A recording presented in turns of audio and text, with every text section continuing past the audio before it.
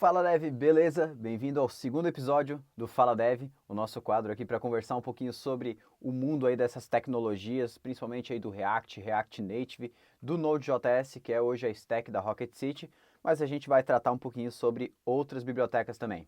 E nesse episódio a gente vai falar um pouquinho sobre o Airbnb deixando de utilizar o React Native, o que isso significa, por que isso é importante para a gente ficar de olho, ou se não é importante. A gente vai falar um pouquinho também sobre o estado do React Native em 2018. Saiu um post muito legal lá no blog do React Native, se você quiser dar uma lida, eu deixo o link aqui na descrição, que é eles falando um pouquinho sobre a atualização, como é que eles estão mantendo o React Native dentro do Facebook, quais projetos estão sendo agregados utilizando o React Native e para onde eles estão guiando o desenvolvimento dessa plataforma. Além disso, a gente vai falar um pouquinho também sobre o Sonar. O Sonar é uma ferramenta de debug desenvolvida pelo Facebook, utilizada internamente e agora virou open source, então a gente vai conseguir utilizar o Sonar também para debugar as nossas aplicações mobile, utilizando tanto iOS quanto Android, e a gente vai ver isso depois mais na prática em outro vídeo. Hoje a gente vai falar um pouquinho sobre o que é essa ferramenta e por que utilizar, beleza?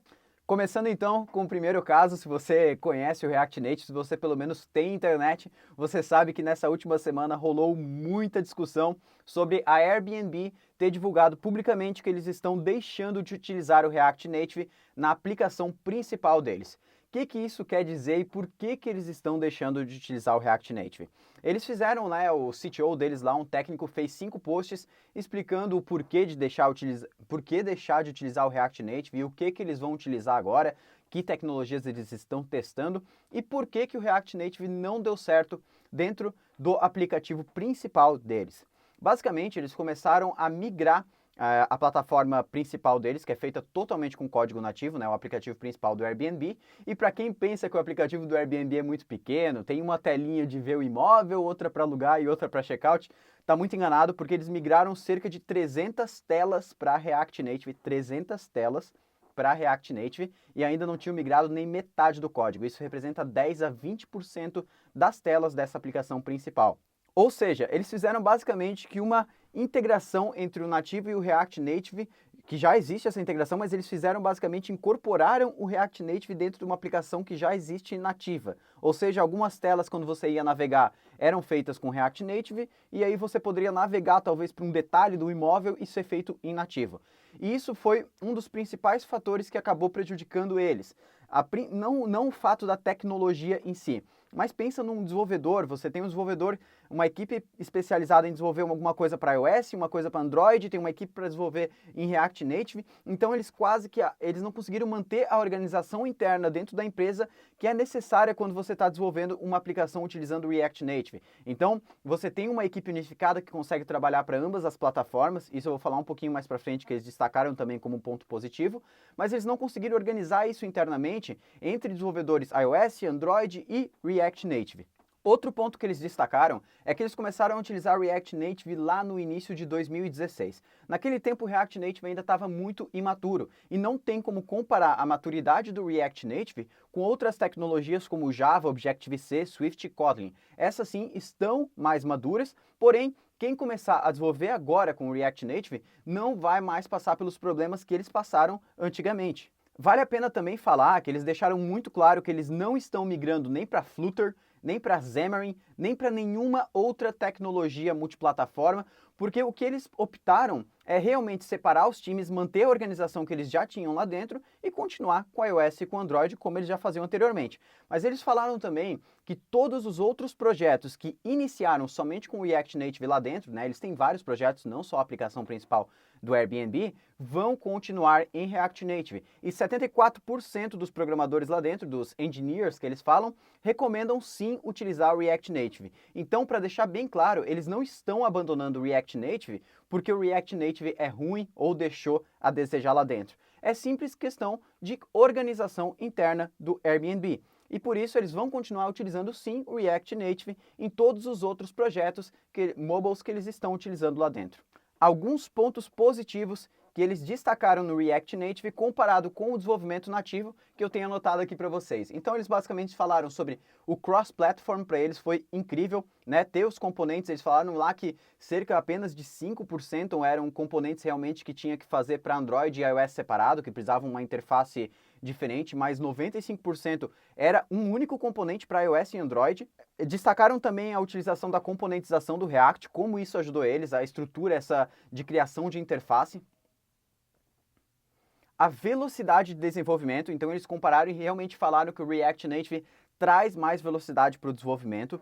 A performance da aplicação, então isso é muito legal. Para quem vive falando, o React Native não consegue atingir a mesma performance que o nativo, o próprio pessoal da Airbnb falou sobre a performance do React Native, falou como eles ficaram realmente intrigados em que o React Native consegue realmente chegar à performance nativa, mesmo tendo essa JS Thread rodando por trás. Outro ponto muito importante, o Airbnb utilizava Redux, sim, Redux para gerenciamento de estado da sua aplicação, e eles destacaram sim o Redux como sendo um ponto muito importante e algo que funcionava e funciona muito bem nas aplicações React Native deles lá. Além disso, tem alguns outros pontos como integração com código nativo, animações, que é muito legal, Flexbox, né, a estilização com Flexbox, meu Deus, utilizar uma sintaxe parecida com CSS3 para estilizar aplicações mobile, isso aqui é muito massa do React Native e é dado pouca atenção para isso. E também o código ser open source, com uma comunidade com mais de 500 contributors, então é uma comunidade muito forte que também está crescendo muito e se compara também, já está conseguindo se comparar às linguagens nativas. Então, basicamente, para encerrar esse caso do Airbnb com React Native, basicamente também o Expo, né, que é aquela ferramenta para... vocês sabem o que é o Expo, se vocês não sabem, tem um post lá no blog que explica, mas eles fizeram um postzinho dando uma brincada sobre o Airbnb deixando de utilizar o React Native na aplicação principal deles, e eles fazem até uma comparação lá. Devo parar de utilizar React Native? E tinha duas opções, né? Você é Airbnb? Sim, então para de utilizar. Você não é Airbnb? Então esquece e continua utilizando React Native da mesma forma. E agora, mudando de assunto, para falar sobre o segundo tópico do nosso Fala Dev de hoje, a gente vai falar um pouquinho sobre o estado do React Native. Então eu vou deixar um link aqui embaixo para um post que tem todos os detalhes sobre isso que eu estou falando, mas eu vou destacar três principais notícias, três principais tópicos que foram destacados nesse post aí do State of React Native em 2018. Então, o primeiro deles é que o Marketplace do Facebook, que é uma funcionalidade nova do aplicativo, está rodando totalmente com React Native. Para quem não sabe, o aplicativo do Facebook, ele tem partes em React Native, mas ele não é totalmente feito com React Native. Ele ainda tem algumas telas que são nativas, assim como era lá no Airbnb. Porém, a parte do Marketplace, que é aquele novo ícone que apareceu na tab bar lá embaixo, é totalmente feita com React Native e tem mais de 800 milhões de usuários ativos todo dia utilizando isso, e eles falam que para eles o React Native está rodando de forma exemplar e muito funcional. Se você quiser testar aí, é só abrir o seu aplicativo do Facebook, clicar lá embaixo no Marketplace, tudo aquilo é feito com React Native 100%. Além disso, eles falaram também que estão desenvolvendo uma arquitetura um pouco mais flexível para o React Native. Aí você pensa, não, vou ter que aprender um monte de código novo. Não, esquece. O Facebook ele já fez isso uma vez sem ninguém perceber, da versão 15 do React para 16, mudou todo o código por trás, né? Foi incorporado o React Fiber e você nem percebeu porque eles mantêm a utilização do código como era anteriormente e só muda a engine que está rodando por trás. E eles estão fazendo uma atualização no código do React Native, nessa ponte entre o JS e o nativo, para deixar isso mais flexível, você conseguir criar coisas como async rendering, né, que é aquela renderização assíncrona, demorar um pouquinho para renderizar algum componente, import assíncrono, e tem mais algumas coisas que a gente já consegue fazer na web, só que a gente ainda não consegue fazer no React Native, que estão sendo incorporadas. E isso é um trabalho que eles estão basicamente levando dos estudos e da utilização do React Native nos últimos 5 anos. Isso é muito legal, tem todos os detalhes no post aqui embaixo que eu deixei na descrição. O último tópico que a gente vai falar nesse vídeo, que é um tópico que eu gosto bastante, que eles estão deixando, né, o Facebook liberou open source, né, de forma open source, o Sonar. O Sonar é uma aplicação de debug para aplicações móveis, tanto para iOS quanto Android, e isso é muito legal. Quem trabalha com React Native, principalmente na parte de botar o aplicativo em produção, aquela parte de gerar o release, às vezes não consegue ver o debug da aplicação, não consegue ver o que está acontecendo de errado, às vezes a aplicação fecha sozinho.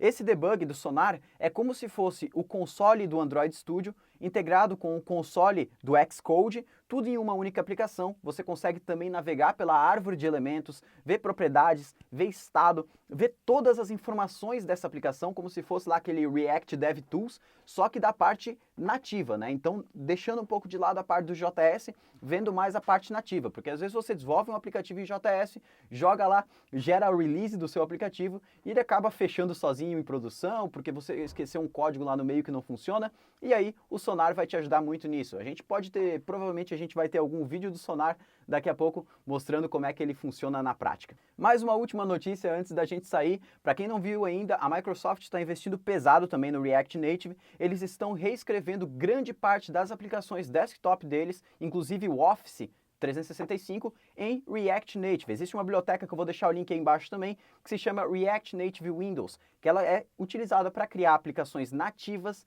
para ambiente Windows utilizando o React Native. Então agora fechando o nosso quadro, a gente apontou aí basicamente sobre o Airbnb ter deixado de utilizar o React Native, falamos um pouquinho sobre o estado do React Native no ano de 2018, quais são os planos daqui para frente, e também falamos sobre o projeto Sonar e a utilização do React Native pela Microsoft. Não esquece que se você gostou desse vídeo, deixa um like e um comentário aí embaixo sobre esses assuntos que a gente falou e talvez sobre outros assuntos que a gente poderia falar nos próximos episódios. E te espero segunda-feira que vem no Fala Dev.